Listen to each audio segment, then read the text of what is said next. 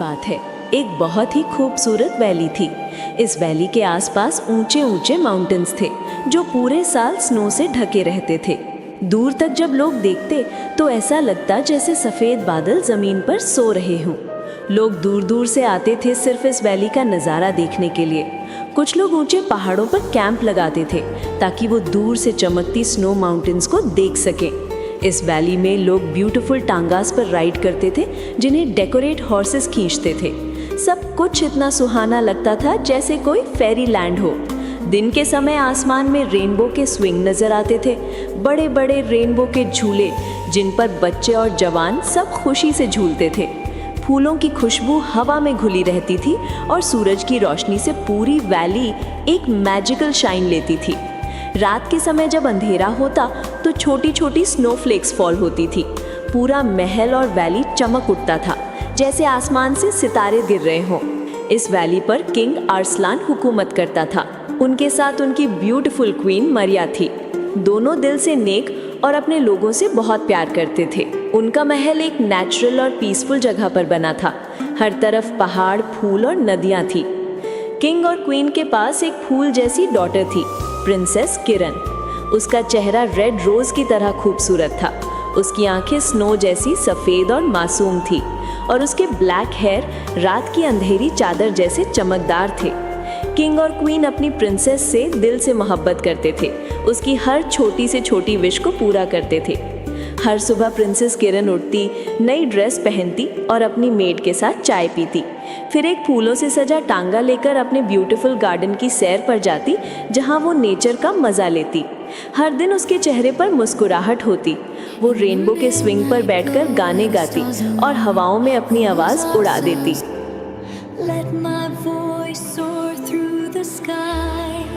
उसे लगता था कि वो दुनिया की सबसे लकी गर्ल है।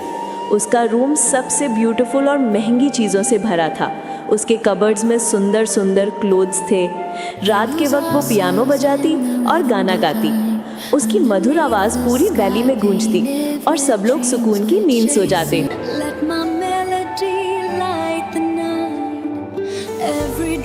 सब कुछ परफेक्ट था, एक ड्रीम जैसा लाइफ। लेकिन एक साल बाद क्वीन ने एक बेबी बॉय को जन्म दिया। पूरे महल में खुशी की लहर दौड़ गई। पूरे किंगडम के लोगों ने क्वीन को मुबारकबाद दी। किंग और क्वीन ने उसका नाम रखा प्रिंस आर्यन। वक्त बीतता गया, मौसम बदलते गए और प्रिंस धीरे धीरे 5 साल का हो गया। किंग और क्वीन उसका बहुत ख्याल रखते थे। लेकिन ये देखकर प्रिंसेस किरण के दिल में एक छोटी सी उदासी आ गई। उसे लगने लगा कि अब सबका ध्यान उसके छोटे भाई प्रिंस आर्यन पर ज़्यादा है।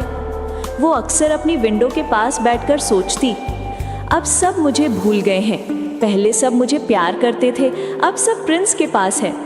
उसके दिल में जेलसी का एक हल्का सा बीज उग गया। वो चुप रहती, कम मुस्कुराती और अपने दिल में सिर्फ एक बात सोचती, काश वो ना होता, सब वैसा ही होता जैसे पहले था। एक दिन प्रिंसेस किरण अपनी विंडो के पास बैठी सोच रही थी। उसका दिल उदास था। तभी उसने पैलेस के बाहर से एक टांगे वाले मन को बातें करते हुए सुना। वो कह रहा था, स्नो माउंटेन पर अब ठंड इतनी बढ़ गई है कि अगर कोई वहाँ चला गया तो वापस नहीं आ सकता। ये सुनकर प्रिंसेस किरण के दिल में एक अजीब सा ख्याल आया। उसने धीरे से कहा, अब वक्त आ गया है अपनी जगह वापस लेने का। उस समय क्वीन अपने प्रिंस आर्यन की केयर में लगी हुई थी।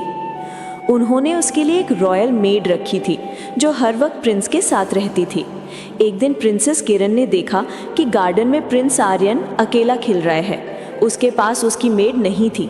वो तुरंत भागी और उसके पास गई। मुस्कुराते हुए बोली, आर्यन सुनो ना, पैलेस में खेलने में अब मज़ा नहीं आता, चलो हम किसी और जगह चलते हैं। प्रिंस आर्यन जो सिर्फ 5 साल का था अपनी सिस्टर के साथ खुश होकर मान गया। दोनों पैलेस के गेट तक गए। प्रिंसेस किरण ने एक टांगे वाले को बुलाया और बोला, हमें वैली के दूसरी साइड छोड़ दो। टांगे वाला थोड़ा हैरान हुआ, पर क्योंकि उसके सामने प्रिंसेस खुद थी, उसने कुछ नहीं कहा और दोनों को वैली के दूसरी साइड स्नो माउंटेन के पास छोड़ दिया। लेकिन उस टांगे वाले को कुछ अजीब लगा। उसने पैलेस के पास जाकर ये बात रॉयल मेड को बता दी। मेड तुरंत कुछ गार्ड्स के साथ माउंटेन की तरफ निकल गई। उधर स्नो माउंटेन्स के पास ठंड बढ़ती जा रही थी। प्रिंस आर्यन ने अपनी सिस्टर से कहा, अब यहाँ तो बहुत कोल्डनेस है, हम वापस चलते हैं। पर प्रिंसेस किरण ने सिर्फ इतना कहा, रुको मैं तुम्हें कुछ दिखाती हूँ। वो एक छोटी सी स्नो हिल पर चढ़ गई और कुछ दूर तक चलती रही। फिर उसने एक डीप वेल देखा जिसका अंदर स्नो से भरा था। उसने धीरे से कहा, अब वक्त आ गया है आर्यन से अपनी जगह वापस लेने का। ये कहकर वो प्रिंस आर्यन को उस वेल के पास ले गई। जैसे ही वो कुछ करने वाली थी तभी रॉयल मेड और गार्ड्स वहां पहुंच गए। मेड चिल्लाई, प्रिंस आर्यन! सबने दौड़कर प्रिंस को बचाया और प्रिंसेस को पकड़ लिया। मेड ने गुस्से से कहा, प्रिंसेस आपने ये क्या करने की कोशिश की? प्रिंसेस किरण का चेहरा सफेद पड़ गया। उसके मन में सिर्फ एक सोच थी, अब किंग मुझे मार देंगे। डर के मारे वो तुरंत भाग गई। स्नो पर उसके पैर फिसलते रहे लेकिन वो रुकी नहीं। मेड चिल्लाई, माय प्रिंसेस रुक जाओ, आगे स्नो वैली बहुत डेंजरस है। लेकिन प्रिंसेस किरण ने किसी की नहीं सुनी। वो दौड़ती गई, इतना दूर चली गई कि सब गार्ड्स उसे खो बैठे। किंग और क्वीन को जब ये खबर मिली तो उनके दिल टूट गए। क्वीन ने प्रिंस आर्यन को गले लगाया लेकिन उसकी आंखों से आंसू नहीं रुक रहे थे। किंग ने उदास होकर कहा, ये सब हमारी गलती है। क्वीन ने सिर्फ इतना कहा, हाँ हम अपनी फूल जैसी डॉटर को भूल गए, अब क्या फायदा। उधर प्रिंसेस किरण स्नो वैली के अंदर तक पहुंच गई थी। ठंड इतनी ज्यादा थी कि उसके पैर जम गए। उसका चेहरा सफेद पड़ गया और उसकी सांसें धीमी होने लगी। वो शिवरिंग करते हुए गिर गई, बेहोश हो गई। रात होने वाली थी। तभी एक ओल्ड वुमन अपने तांगे पर स्नो पर राइड कर रही थी। उसके तांगे पर छोटी छोटी लैंटर्न्स लगे हुए थे। उसने दूर से देखा, एक ब्यूटीफुल गर्ल स्नो में पड़ी है। वो बोली, कितनी खूबसूरत लड़की है, लगता है मुझे काम आ सकती है। उसने प्रिंसेस किरण को उठाया, अपने हॉर्स पर बिठाया और स्नो वैली के अंदर ले गई। स्नो वैली में छोटे छोटे कॉटेजेस थे, सब स्नो से ढके रहते थे। हर डोर के पास लैंटर्न्स लटक रहे थे और लोग अपने एनिमल्स को शेल्टर में ले जा रहे थे। ओल्ड वुमन प्रिंसेस को अपने कॉटेज में लाई, उसे एक गर्म बेड पर सुला दिया और साइड में फायर प्लेस जला दी। नेक्स्ट मॉर्निंग जब किंग और क्वीन ने देखा कि प्रिंसेस नहीं मिली तो उनका दिल रो उठा। उन्होंने पूरे किंगडम में गार्ड्स भेज दिए लेकिन कोई भी उसे नहीं ढूंढ सका। क्वीन ने धीरे से कहा, अब मेरी बेटी हमसे दूर चली गई। किंग ने आंखों में आंसू लेकर कहा, ये सब मेरी ही गलती है। सुबह जब प्रिंसेस किरण आंख खोली तो उसने देखा कि वो एक छोटे से कॉटेज के अंदर है। उसके पास एक ओल्ड वुमन बैठी थी जो उसे गर्म सूप पिला रही थी। ओल्ड वुमन ने पूछा, तुम कौन हो बेटी? तुम तो इस वैली की लगती नहीं, किस जगह से आई हो? प्रिंसेस किरण थोड़ा डर गई। उसने सोचा, अगर मैंने बता दिया कि मैं किंग अरसलान की डॉटर हूँ तो शायद ये मुझे पैलेस वापस भेज देगी और मुझे सज़ा मिलेगी। इसलिए उसने झूठ कहा, मैं अपना घर का एड्रेस भूल गई हूँ, ठंड में भटक गई थी।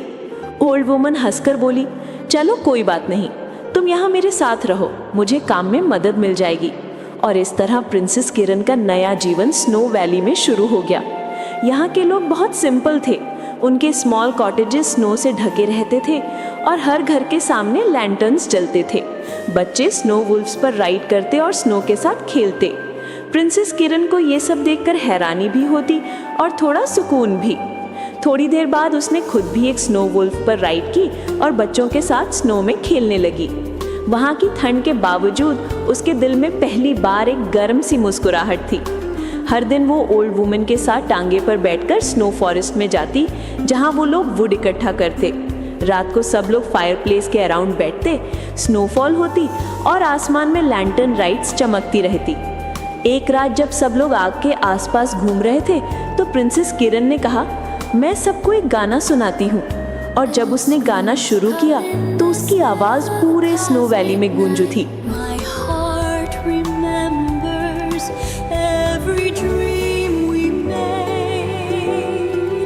हर किसी के चेहरे पर मुस्कुराहट थी और थोड़ी देर के लिए पूरा जगह सुकून से भर गया।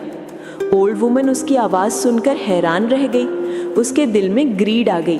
उसने सोचा, ये लड़की इतनी खूबसूरत है और इसकी आवाज़ इतनी प्यारी है। अगर मैं इसे फ्लावर लैंड ले जाऊं तो मुझे इससे पैसा कमाने का मौका मिलेगा। अगली सुबह ओल्ड वुमन ने प्रिंसेस से कहा, बेटी क्या तुम मेरे साथ फ्लावर लैंड चलोगी? वहाँ सब जगह फूल ही फूल है, तुम्हें वहाँ अच्छा लगेगा। प्रिंसेस किरण ये सुनकर बहुत खुश हो गई। उसने तुरंत अपना छोटा सामान रेडी किया और दोनों टांगे पर बैठ गई। सफर लंबा था। वो दोनों रिवर्स, फॉरेस्ट्स और फील्ड्स ऑफ फ्लावर्स से गुजरी। प्रिंसेस किरण हर जगह की ब्यूटी देखकर मुस्कुराती जा रही थी। आखिर वो फ्लावरलैंड पहुंच गई। वो जगह सच में एक सपने जैसी थी। हर तरफ रंग बिरंगे फूल, डेकोरेटेड गार्डन्स और मीठा फ्रेगनेंस हवा में था। ओल्ड वुमन प्रिंसेस को लेकर एक होटल जाकर रुकी। वहाँ कुछ लोग खाना बना रहे थे, कुछ यंग गर्ल्स क्लीनिंग कर रही थी। ओल्ड वुमन ने होटल की मैनेजर लेडी से कहा, ये गर्ल बहुत ब्यूटीफुल है और इसकी आवाज़ बहुत अच्छी है, तुम इसे अपने पास रखो। मैनेजर लेडी ने मुस्कुराकर कहा, ठीक है। फिर उसने ओल्ड वुमन को कुछ पैसे दिए। ओल्ड वुमन तुरंत वहाँ से चली गई बिना प्रिंसेस को कुछ बताए। जब प्रिंसेस उसके पास गई तो कुछ गर्ल्स ने उसे पकड़ लिया और एक रूम में बंद कर दिया। तब उसे समझ आया कि ओल्ड वुमन एक ग्रीडी वुमन थी जिसने उसे बेच दिया था। अगली सुबह प्रिंसेस ने होटल में काम करना शुरू कर दिया। वो क्लीनिंग करती, लोगों की हेल्प करती और रात को जब थोड़ी फुर्सत मिलती तो पियानो बजाती और सॉन्ग्स गाती। All alone, I hear the echoes of my heart. उसकी आवाज़ से होटल के लोग खुश हो जाते और धीरे धीरे उस होटल का नाम पूरे फ्लावरलैंड में मशहूर हो गया। एक दिन एक यंग गर्ल जो वहाँ भी काम करती थी उसके पास आई और हंसती हुई बोली, तुम कौन हो? कहानियाँ तो ये चलती हैं कि तुम खुद को प्रिंसेस बोलती हो। प्रिंसेस किरण चुप हो गई। उसके दिल में दर्द उठ गया। उसने सोचा, मैं सच में कितनी बेवकूफ़ थी। मैंने अपने भाई से जलकर सब कुछ खो दिया। अब वो पहले वाली प्रिंसेस नहीं रही थी। वो एक सिंपल गर्ल बन गई थी जो काम करती थी, मुस्कुराती थी और अपनी गलतियों से सीख रही थी। वक्त बीतता गया। उसके सॉन्ग्स और वॉइस पूरे फ्लावरलैंड में फेमस हो गए। होटल की मैनेजर लेडी अब उससे रिस्पेक्ट से देखती थी। फिर एक दिन फ्लावरलैंड में एक ग्रैंड फेस्टिवल अनाउंस हुआ।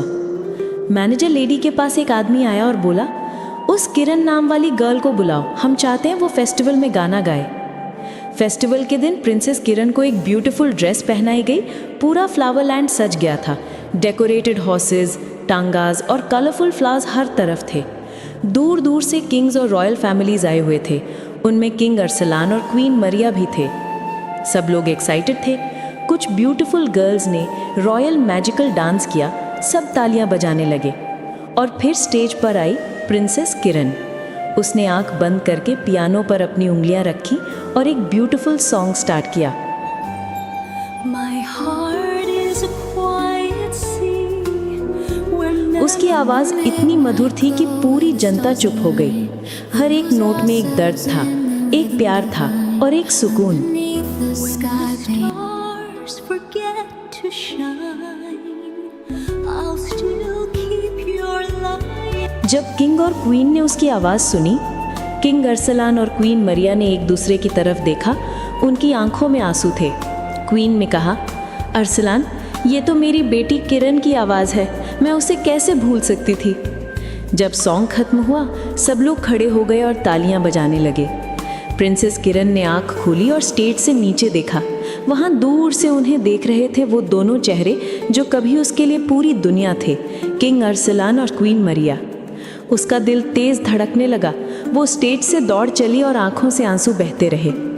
क्वीन मरिया ने दौड़कर उससे गले लगा लिया। मेरी प्रिंसेस, मेरी बेटी, तू ठीक है ना? किरण ने रोते रोते कहा, माफ़ कर दो माँ, मैंने गलती की थी, मैं सिर्फ थोड़ा प्यार चाहती थी। किंग अरसलान ने उसे अपने गले से लगाया और बोला, नहीं मेरी प्रिंसेस, गलती हमारी थी। हमने तुझे अकेला छोड़ दिया था, अब कभी नहीं। पीछे से प्रिंस आर्यन दौड़ता आया। अब थोड़ा बड़ा हो गया था। उसने किरण के हाथ पकड़कर बोला, अपी, मैं तुम्हें हर दिन याद करता था, वापस आ जाओ ना। सबकी आंखों में खुशी के आंसू थे। फ्लावरलैंड के लोगों ने भी ये सीन देखा और सबने अपनी प्रिंसेस के लिए तालियां बजाईं। नेक्स्ट डे किंग अरसलान और क्वीन मरिया अपनी प्रिंसेस किरण को पैलेस ले गए। पूरा किंगडम सज गया था। रेनबोज, फ्लावर्स और स्नो लाइट से हर तरफ रोशनी थी। अब प्रिंसेस किरण बदल चुकी थी। उसने सीख लिया था कि दिल का प्यार कभी जेलसी से नहीं मिलता, सिर्फ समझ और माफ़ी से मिलता है। अब वो अपने प्रिंस आर्यन के साथ खेलती, गाती और क्वीन मरिया के साथ गार्डन में फ्लावर्स लगाती थी। रात को जब वो पियानो बजाती और गाती थी तो उसकी आवाज़ फिर से पूरे वैली में गूंज जाती थी। लेकिन अब उस आवाज़ में सिर्फ दर्द नहीं था, अब उसमें पीस और लव था। और इस तरह स्नो वैली किंगडम फिर से एक खुश और मैजिकल जगह बन गया, जहाँ एक प्रिंसेस ने सीखा कि असली ब्यूटी सिर्फ चेहरे में नहीं, दिल की रोशनी में होती है।